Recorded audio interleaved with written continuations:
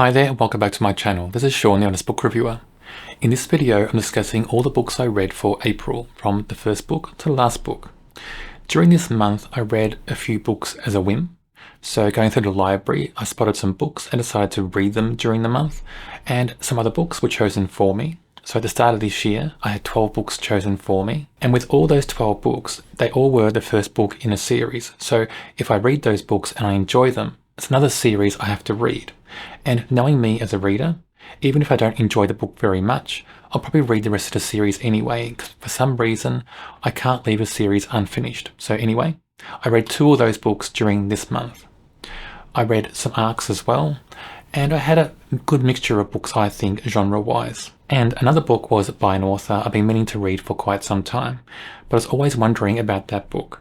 Would the book meet the hype? Would the whole series and the whole world that authors created meet the hype? And bearing in mind, I'm not the intended audience for those books either, but I wanted to read them. So I read that this month as well. I'll discuss that in this video. So a good range of books. Let's dive in now. The first book I read was Robegenisis by Daniel H. Wilson. It's the second book in a series. I think only 2 books in this series so far. And I think it almost immediately follows the action from the first book. I like this book a lot. It's still very dystopian in nature. This book is grim though, so it's a lot darker and more grim than the first book. And it feels so grey. Everything just feels so desolate in this book, but it's a great read. The characters are wonderful. So basically in this world, robots, smart machines, AI, they start a war with humans that started in the first book. And this book is about the second war. We learn there's more AI out there, not just one. And some AI out there are more dangerous than the first AI we met in the first book. That's all about that, the second war.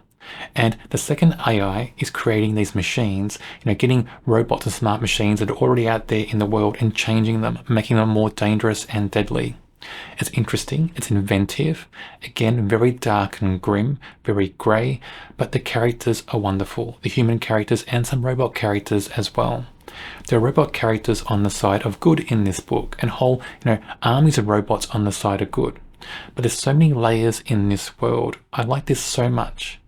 This book, this whole series, they both would have made great movies, and I'm not sure if there's going to be a movie based on them. I hope there is one day. I think years ago there was going to be a movie based on the first book, but it got put aside, I think, because it was either technology in the movie industry wouldn't meet the needs for the book, something like that. But apparently Steven Spielberg was going to create a movie based on the first book. I hope the movie still happens, or a TV series or something, because this story covering both books is very good. Everyone on this Train is a Suspect, written by Benjamin Stevenson. Now this is the second book to feature Ernest Cunningham. And in his first book, which was called Everyone in My Family Has Killed Someone, I liked that book so much. The first book was brilliant, it was amazing. This book, not so much. This book is too meta. The first book was a little bit meta, but this book goes too far in my opinion in that element. Also, there are scenes in this book that don't match the whole book overall. So those feelings in those scenes, and they're towards the end of the story, and there's 2 scenes in particular. I won't tell you what they are in this video, but they don't match the overall feel of the story. They're a bit ridiculous actually. One scene in particular turns the book into Mission Impossible or something, and I just found that so odd, so peculiar for the book, and for the whole feel of the characters, who they are in the story as well. It doesn't match anything else in the book. The book itself is set in a small footprint. It's kind of like a closed room mystery or a closed circle mystery. I like those 2 things in mysteries, in books. I like small footprints, I like locked room mysteries, I like closed circle mysteries, but it didn't save the book for me. I found this book disappointing. I found some of the characters just pushed too hard in the story to be who they are. Didn't feel organic in the story. And the whole setup of this story didn't make sense. So basically Ernest is invited to be part of a writers' festival, a mystery writers' festival, and it's being held on a train, the train called the Garn in Australia, and a small environment because of that. You can imagine a train, even a very long train, is a small environment. But how can you host a writers' festival in that environment? How many people are going to attend that festival? I found that quite odd actually in the story. It was an odd setup. Some of the characters are good, so not all bad. The mystery itself it's okay, it's not wonderful. But those scenes at the end, those scenes that kind of pull you out of the story and take you somewhere else, that's not good. I didn't like those scenes at all. So for me, disappointing as a book. The Last Word, written by Elly Griffiths. Now this is touted as being book 4 in the Harbinger Cow series. I don't know why it is. Harbinger Cow does appear in the story, but as a minor character. So it's very odd to have a series or a book, included as part of a series and having that character only appear in small parts in the story. This book is more focused on 3 other characters, Natalka, Benedict, and Edwin. And these characters I think we met in book 2 in this series. They are great characters in that book, and when I read that book, I just wished those 3 characters had books of their own. So this book, I guess, is fulfilling that wish for me, because these 3 characters are the main characters in this story, and they're all wonderful characters in my view. They've moved on as well in their development and growth. So Benedict is still running his coffee shack, but Benedict is now dating Natalka. They're a couple, and Natalka and Edwin, they're running a detective agency together, and I found that fascinating. Edwin is retired. I think he's mid-80s in this story. Natalka is just so full of life and so vibrant in the last book and this book as well. All 3 characters are wonderful. The mystery in this book is amazing. It's very complex, well put together. There are certain scenes in this book towards the end primarily that didn't work for me. So again, another book where the ending wasn't that good. I felt too rushed. I felt just so different from the rest of the story. It's one of those books where the mystery is solved out of nowhere. And I don't like when that happens. I like the solving of the mystery to be linked very closely with what happens throughout the whole story. There should be clues there. Even if you don't get the clues when you're reading it, those clues should be there. It should all make sense. And in this book, it doesn't. The solving of the mystery is almost on a whim, like a spur of the moment kind of light bulb moment that doesn't relate to the rest of the story. And then it felt rushed, just felt put together just in an awkward way. It wasn't very fluid. It wasn't that coherent to the rest of the story, and it wasn't organic to the rest of the story either. So for me, a great book right up towards the ending. The Hiding Place, written by CJ Tudor. I've read a few CJ Tudor books in the last couple of months, and I've enjoyed them all. Some are amazing. This one is good. It's not amazing, but it's still very good.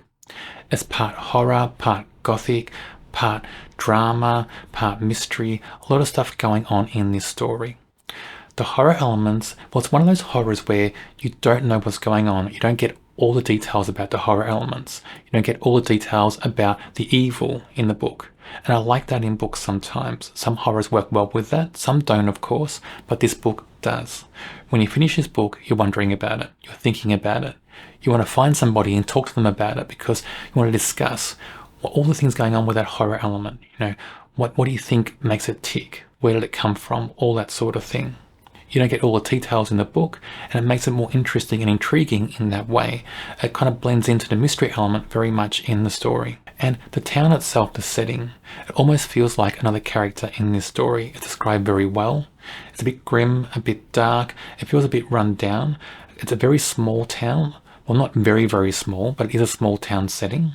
And I like that in stories. I love small town settings because it opens up different avenues for characters and storylines. It opens up things like gossip and rumour, all those things that run rampant in small towns, because they really do. And I like that kind of thing in books. I don't like it in real life, but I like it in books. I like the protagonist in this book called Joe. He drives the story very well. He brings a noir feel to the story as well, and it's another element to this book. But I think in some ways it's overdone a little bit. But he is very noir. What he does, he is very self-destructive in the story. He's very aware of it. He does stupid things, says stupid things, very self-destructive all through the story. That's kind of the noir feel about it. Other characters add to that as well. So for me, many elements in this story, they all work well, and I think CJ Tudor is a very clever writer. The Sweetness at the Bottom of the Pie, written by Alan Bradley. Now, this is one of the books chosen for me to read at the start of this year, and the first book in a series that features Flavia De Luce. Now, Flavia is an 11-year-old girl. It's a historical mystery. I think it's set in maybe the 1950s or something from memory. But for me, in that setting, this character who's 11 years old, solving a mystery, and solving in the way she does, going places, talking to adults how she does, tricking adults into doing things, breaking into houses, all that sort of thing in this story. Didn't sit with me, didn't gel with me that this character who's 11 years old would do that at this time setting. So for me, if this character was older, say maybe 16, 17, would have made more sense.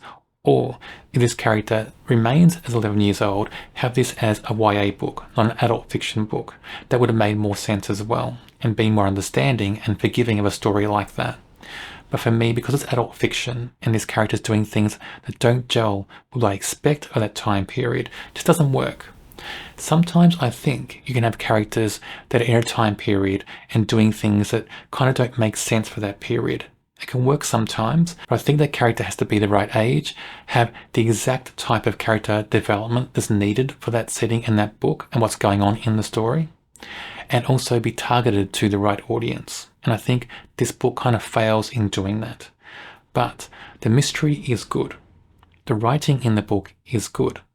The characters are good. Even Flavia as a character is still a good character. It's just that she's the wrong age for a story like this. And if this had been a YA book, I think this book would have been better received by me as the reader. The Dry, written by Jane Harper, the second book this month that I read that was chosen for me from that list from the start of this year. The first in a series to feature a character called Aaron Falk. I like this book. What I like about it is actually many things. So we have a great setting. It's set in a small town in the Australian outback. It's set during a drought, a heat wave, and that environment, that setting, the whole landscape is like another character in this story because it directly impacts and changes how people react and feel about different things in this small town. And I think a lot of mysteries, a lot of Australian mysteries are being set in small towns in the Australian outback at the moment, maybe for the last few years as well. Not sure why. Maybe it opens up a whole range of different things that can go on in a story. There are different things that can happen in a small town setting than in a big city setting. That's my impression anyway. And many books I've read, many mysteries I've read set in Australia seem to be set in these small town settings, and many of them set to be in droughts as well or heat waves. This book, there's two mysteries. There's a cold case mystery and a present day mystery. They're both handled by the same protagonist in this book, and they're both handled very well in the story, written very well. The characters in this book all feel real. The setting and situations in this book all feel real. I think this book is very well done. It's a debut book by the author. I think for a debut book, it's quite wonderful. I like so much about this story. A Fatal Grace, written by Louise Penny. It's book 2 to feature a protagonist called Amon Gamache. I like this book a lot. I liked book 1. I loved book 1 actually. This book I like a lot, not as much as the first book, but it's still a great read. What I like about this book is the protagonist is more of a thinker than someone who rushes off into action. It happened in book 1 as well, happens in this book. I'm hoping the protagonist stays the same for the entire series. I don't know how many books are in this series, I think maybe 15 or so. I do intend to read them all because I'm enjoying this series so much so far. But the protagonist, look, it's like a breath of fresh air in modern fiction, modern mystery fiction, to have a protagonist who thinks first. Because in so many mystery books now, the protagonist rushes off into danger all the time, puts themselves in danger all the time to drive the plot forward or create shocks or twists or whatever in a story. In this book, there's none of that. The protagonist doesn't rush off. He thinks about things. And there's whole sections in this story about the protagonist thinking, walking around and thinking, talking to people, observing them and thinking. It's very cleverly done in the book and very carefully written. I really enjoy the way it's done in this story. I think Louise Penny has a great knack for characters, a certain type of character that just fits the setting and the mood of this story. I enjoy this book a lot. If you want to get started in this series, read book 1 first. I even think there's a TV show now based on these books. I saw it on Amazon, I think, Amazon Prime, and it's called Three Pines. I do intend to watch that series at some stage on Amazon, but I want to read more of the books first because I don't want to get storylines in a TV series that are in future books in this series I've not yet read. But for me, very good book, a great protagonist. Other characters in this book are great as well. A good mystery, it's quite interesting. There's a lot in this book to enjoy. Now, the next book is a book I read on a whim. I was in the library one day and I saw two Star Wars theme books, both in the YA section, and they're quite short books, but I wanted to read them. This is the first one I read. It's called The Weapon of a Jedi, written by Jason Fry. It is Star Wars universe, of course. It's YA. It's quite a short book, but there's so much in there. There's so much packed into this story. I enjoyed it so much. There's adventure, there's daring, there's sci-fi, of course. We have Luke going to different worlds and doing different things. There's danger, there's evil to overcome. There's so many things in this story. It just felt so Star Wars to me. And I'm a casual Star Wars fan, so I have not read all the books. I've seen the movies, of course. I've watched TV shows based on it, but I haven't read all the books, and I'm starting to read more and more of them. I did read a few a couple of years ago, but I want to read more. I do want to read all the books based in the universe because even though I'm a casual fan, I enjoy the Star Wars universe a lot. So if you're a casual fan, I think you'll enjoy this a lot. The next book I read was an arc read for me in April, and it's called Extinction, written by Douglas Preston. Now, Douglas Preston writes a long-running series with Lincoln Childs as well. And I think one of those books in that series, I think the first book called Relic, was turned into a movie. But anyway, this book was so many things. It's a thriller. It's a mystery, it's action, it's adventure, there's a bit of sci-fi in there, of course. There's many things in this book, so many things thrown at you, but it's all handled so well in the story. The story is very well structured, the characters are good, many of the characters are stereotypes, they work well in this book. This book has a very blockbuster feel to it. You can imagine this book on the big screen as a blockbuster movie. If it's turned into a movie, I'd watch it because this book was very engaging, very compelling. There are things in this book that just would be so great on a big screen. Anyway, the story. So in this story, we have this company who's taken over a valley in the Rocky Mountains, and they've resurrected giant mammals, extinct giant mammals like woolly mammoths, that kind of thing, giant sloths. But the book is not just about that. The book is about more. There's so many layers in this story. It is a murder mystery or a disappearance mystery of sorts. And I like that in the story because it adds different layers. It's not just about the mammals and the sci-fi aspect. It's more about this hunt for these missing people. They're presumed kidnapped, maybe dead. Nobody's sure at the start of this story. You find out more about that later on in the book. But there's many layers to this story. There's company intrigue, there's many secrets, there's an investigator who wants to get the job done but is stymied along the way by her bosses. There's all these things going on in the story. There's hidden secrets, there's, danger, there's adventure, there's just all this stuff. There's setting in the Rocky Mountains as well, where things are hidden, where you find hidden caves. You've got all this different stuff going on in this setting in the Rocky Mountains. It was so well done in the story.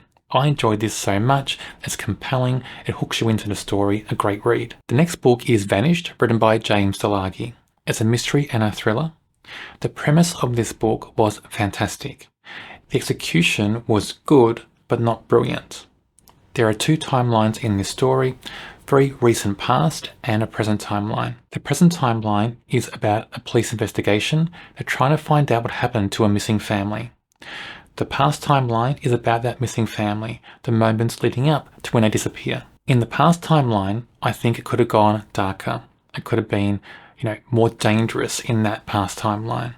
There are things there that just don't, ramp up that tension and suspense enough in that past timeline. We have this family, and they're running away, it seems, and they're hiding out in this abandoned gold mining town. And this town has all these houses that are crumbling, different kind of degrees of decay in these houses. They pick one they think's the best, and the father of the family is sure that he can kind of repair the house and they can stay there for a while. It seems like both him and his wife are hiding from different people for different reasons. There's great danger there, we're told, but both of them go to nearby towns or the closest towns all the time, like every day, and sometimes more than once a day. So how fearful can you be for your life or your safety and keep going to these towns nearby where people can see you, they can spot you. Who knows, people may be looking for them. We're not told in the story. But it doesn't seem like they're that afraid if they're going to all these towns all the time. That was strange to me. And then we have these three strange men also in this town. They come every night and they leave in daylight, and they're doing something in the town. We get the impression they're digging, they're mining, maybe for gold. They're doing it illegally. And we find out that some of these people, some of these three guys, are quite dangerous. Now, that is just a recipe for a darker book. More tension, more suspense, more danger. Elements there that just make a kind of book like that would shine actually, a book like that. It'd be so great. But it's not. I don't think the author goes enough into that dark territory, that dangerous territory. It's not deep enough for me. The present timeline was good up to a point. The investigation was good, but then towards the end of the story, it goes a bit bonkers for me, that investigation. So all in all, it's a good book. It's not wonderful. This author also wrote a book called 55, which I loved. That book was amazing. I recommend reading 55 very much. This book, it's a good read. If you like thrillers and mysteries, give it a go, but it's not a perfect book. I then read a memoir called The Coffin Confessor, written by William Edgar. Now, the reason I read this book is because this guy was in the media because he has a job, and I found out it's not his main job. But one of the things he does, almost like a sideline, is people hire him to go to funerals and just stand up and say things that the dead person didn't have the courage to say when they were alive. So that's his sideline, and apparently people pay him like $10,000 to do it. So I found that quite strange. Why would people pay that much for that kind of service? That was odd to me, but it was intriguing. And I thought this book would all be about that, but it's not. It's mostly about his life, from his childhood up to the moment in his adulthood where he is at the moment, doing this Coffin Confessor thing. So for me, it wasn't what I expected. It wasn't the best written memoir for me. It didn't feel like it was ghost written, but who knows, because some ghost writers are quite clever. They can write like it feels like the person who the memoir is based on. So for me, not the best book. I wasn't that enthralled by the story. His history, all the things that happened to him in the past, there's a lot that happens to him actually in the book. So that is engaging. It's quite shocking in a lot of ways as well. But for me, not the best written memoir and not what I expected. I thought it would be more about the Coffin Confessor thing, and it seemed like little bits were about that. And as little bits about that just seemed, I don't know, I get the impression they're all real. I mean, why would I doubt that? But in some ways, I just wonder if he embellishes things a bit in the story. I don't know. Had that feeling sometimes in this memoir. The Caretaker, written by Gabriel Bergmoser. Another example of a great premise, a great blurb, but the book not so great. So the setup of this story. We have a woman on the run. We're told she's on the run from dangerous people. She's hiding out in the mountains, and she's taken a job as a caretaker for a few months in the off-season at a ski resort. So isolated setting, woman on the run, dangerous people. A great setup for a story. And when I read the blurb, I just thought this book would be amazing. It's not. When the protagonist is alone in this setting, I didn't really get that feeling of danger, of a threat out there somewhere. There's no real suspense. It's all a bit bland actually in the story. And then a guest arrives, and she's wondering, is that guest trustworthy? Is he dangerous? Is this person somebody hunting her down? And she's wondering that, but then very quickly she becomes friends with him, and they're eating meals together and going on walks together, all that sort of thing. That was strange to me. It was so quick in the story to happen. So for me, that was a letdown in the book. Now other things start happening in this story, making a character just too quirky, too outlandish. It kind of decreases all that kind of danger feel in the story. So for me, not a good execution. And one last thing about this book is the present timeline. This book is split in past and present. So in the present timeline, this character is like a survivalist, like a prepper. She sets traps everywhere, elaborate traps. There's nothing in her present timeline or the past timeline that suggests she knows how to do this. So the thing about her character doesn't match who she is in the story. So for me, that's a letdown in the book as well. So a great premise, a great blurb, but the book not so great. I then read Invisible, written by James Patterson and David Ellis. David Ellis is one of my favourite co-authors with James Patterson, and David Ellis is a great author in his own right. David Ellis wrote Look Closer, an amazing book, my favourite book from last year. Anyway, this book is amazing. It had a feel like a 90s or early 2000s thriller, that kind of feel to it. It's not a book that's very twisty or turny, but it's got a great concept and it's got a great structure and it flows so well. And I just like the protagonist, I like the villain. There's so much in this book to enjoy. I like the whole hunt for this villain. And I like the fact the protagonist has to fight to be heard first. You're wondering, will she go rogue and try to hunt down the villain herself, or will she wait to be believed? That was great in the first part of this book. It just made it so gripping and engaging. It drags you into that character as well. You feel for her, you're right behind her, and you care about the character because of that. And the villain's a great villain, and when the hunt happens, when they kind of start tracking him down and they try to hunt him down, there are great moments there as well, great tense moments where certain things happen. I want to tell you what happens in this video, but this book is just structured so well. So a great book in my view. I really enjoyed the read, and I think there's a second book with the same character. I'm going to try to hunt that down and read it, but I think there is. Tomorrow When the War Began, written by John Marsden. It's the first book in the Tomorrow series. It's YA, it's dystopian, it's action, there's drama, there's many things going on in this story. I enjoyed this book. There's many layers to this book as well. There's many themes going on. The characters, especially the teen characters, so in this book we start off with 7 main teen characters, it becomes 8 characters later on in the book, but they're all written very well. They stand out, they're constructed well, developed well. I enjoyed them a lot. There's action scenes in this story. Some are good, some just over the top, but you get that in action books anyway. In adult action books you get that as well. In this book you get many of those scenes. So I enjoyed that part of it, even though they're larger than life and you think they can't be true, they can't be real. They are enjoyable because they grip you and they engage you. But this book overall is good. I like the setup. The setup is something that really couldn't happen in real life, modern life anyway. But it's written in a way where it feels real because those teenagers, their emotions, they're written so well in the story. There's one key moment in this book when they first discover that everyone else has disappeared. They're out camping somewhere, they come back and no one else is around. They go to all the houses, no one's around, and they find out they're alone. Those moments are so good in the story. So overall, a good book. I recommend it. I'm going to read the rest of the series. Moving Target, written by Cecil Castellucci and Jason Fry. This is the second Star Wars YA book I read this month, and another book I read on a whim. I enjoyed this a lot. It features Princess Leia.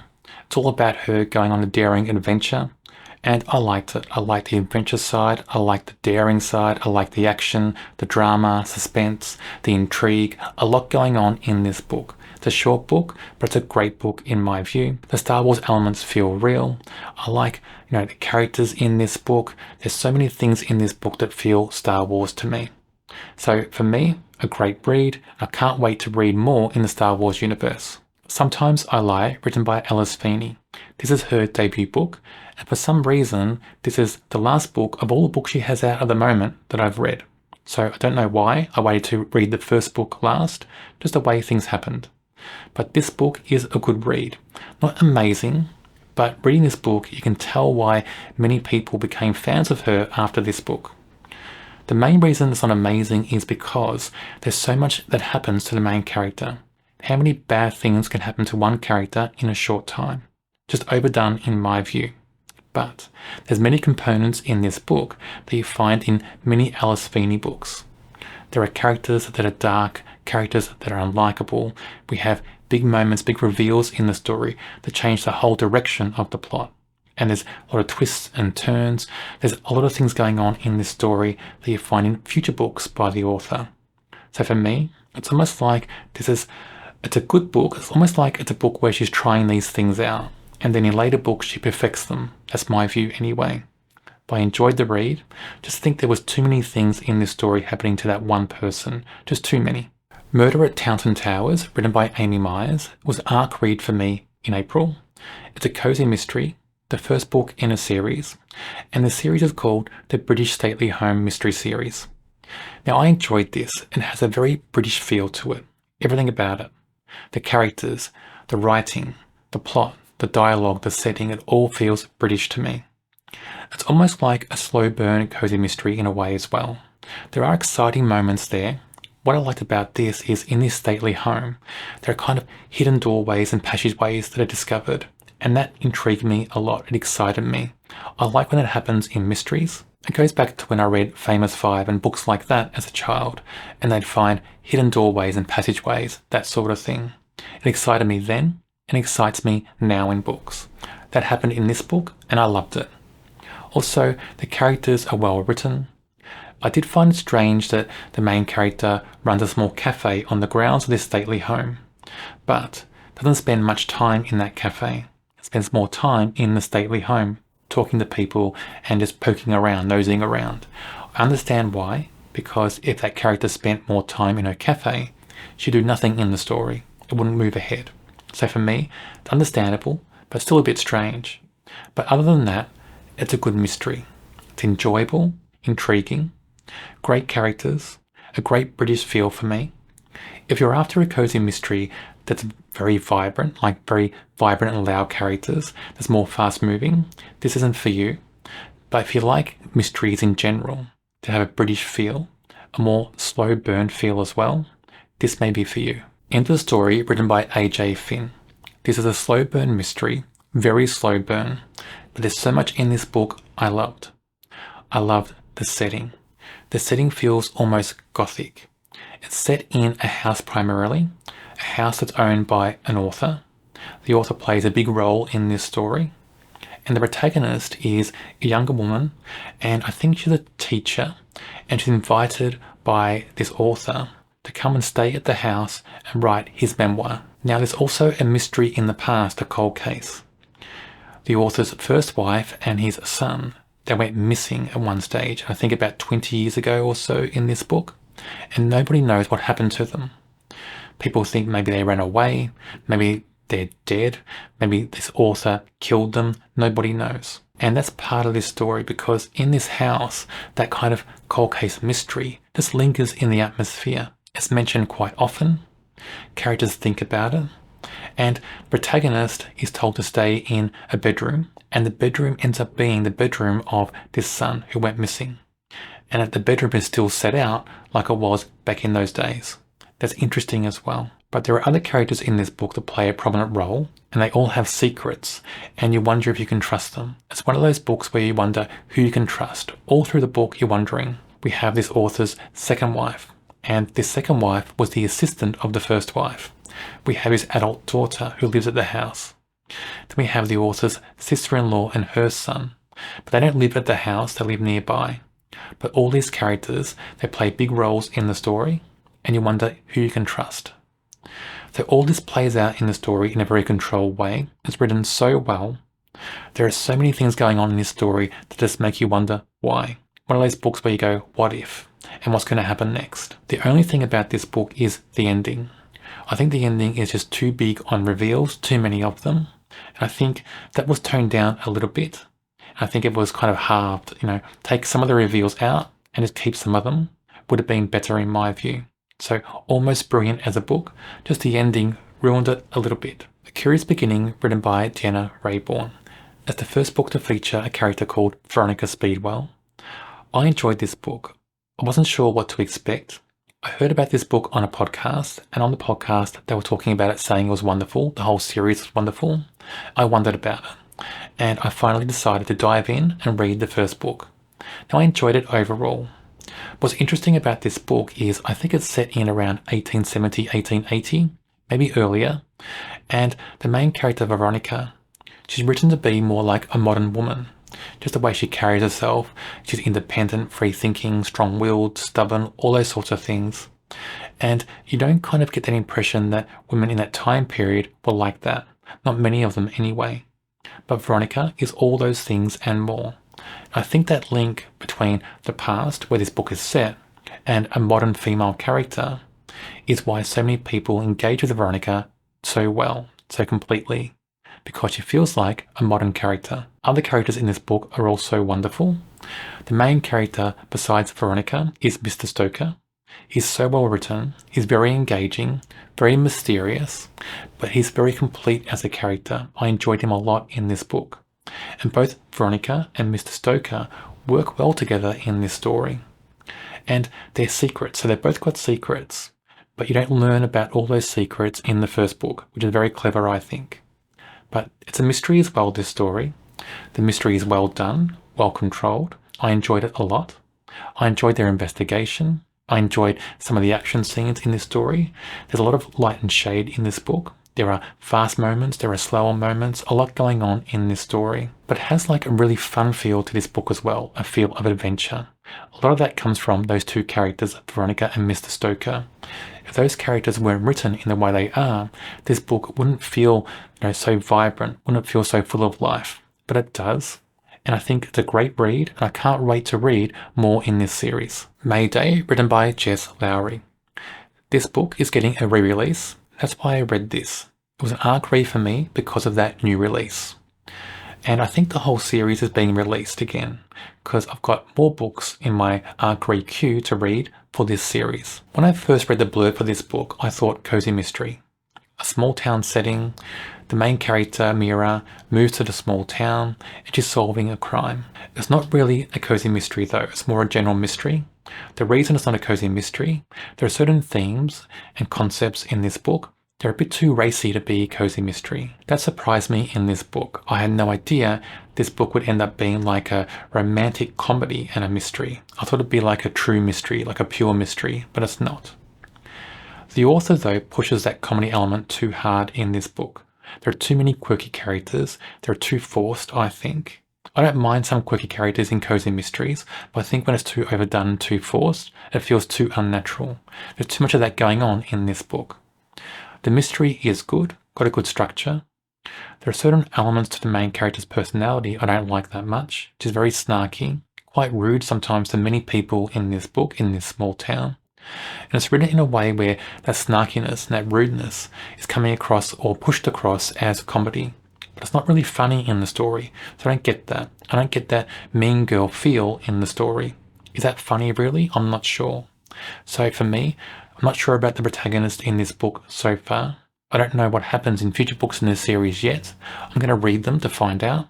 But I hope that her character develops or softens a little bit as this series goes on. Other characters in this book, well, I like some of them, some I don't really like that much.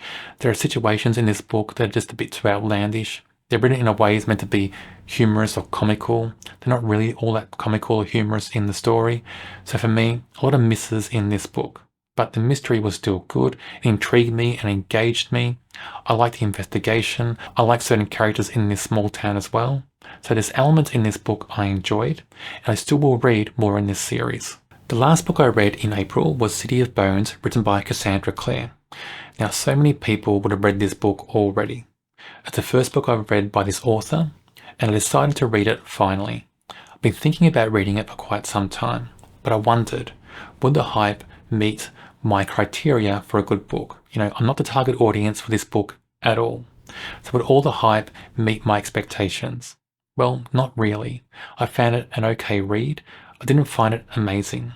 And part of that reason is probably because I'm not the intended audience for the book, but also the book's not that well written. It is intriguing in many elements though. I like some of the world building. I like some of the history about certain things in this book. But all the characters, they are teenage characters, which makes sense. It's a YA book, but they all feel the same in that they're all kind of sarcastic. They all have these sarcastic quips going on all through the story. And I don't mind if one character does that, but all of them. And it's continuous. On every page, there's many of them. And I got tired of it very quickly. And it made all the characters feel very similar in the book. Also, the protagonist, Clare. I'm not sure what I think of her as the protagonist in the story. Just her reactions to things don't feel real. I understand why she is the protagonist in this book. I understand why her reactions and situations and things she says and does are there. I do understand that. It doesn't make her feel real. It makes the situation sometimes feel just a bit fake and forced. So for me, there are things in this book that don't kind of gel with me as a reader. But I can understand why this book appeals to so many people when they read it. But not an amazing book for me. But I'll read more in the series. And to be honest, I'm probably going to read all the books that Cassandra Clare has written because there's enough there to kind of get my interest. And I'm the sort of reader where I read one book and I read more of them and just keep reading till I read them all. So I definitely will read more in the future. And if I was, comparing this to Twilight, the first book by Stephenie Meyer, I'd say this book is better. I did read Twilight, I think, a year or so ago, and I just found Twilight less appealing than this book. But in both series, I've got more to read. I will read all the books in those two series, and maybe I'll do a comparison video one day. But they're both YA, definitely. This book appeals to YA audience, I think, very much. But for me, even if I imagine myself as a teenager reading this, it still wouldn't appeal that much. I think there's a lot of filler in this book, a lot of just padding, not much substance to the book overall. There you have all the books I read in April. Many different types of books, many different authors. I wonder, have you read any of those books and what did you think? What were your favourite reads for the month of April? Let me know. I'm always on the hunt for new books, and I find the more books that people recommend to me, the more new books I discover. There are so many books out there, I don't know them all. I love learning about new books and new authors. On my channel, I review books from all different genres. Check out my channel and subscribe. On the screen now is a link to a video for another book I'm sure you'll enjoy.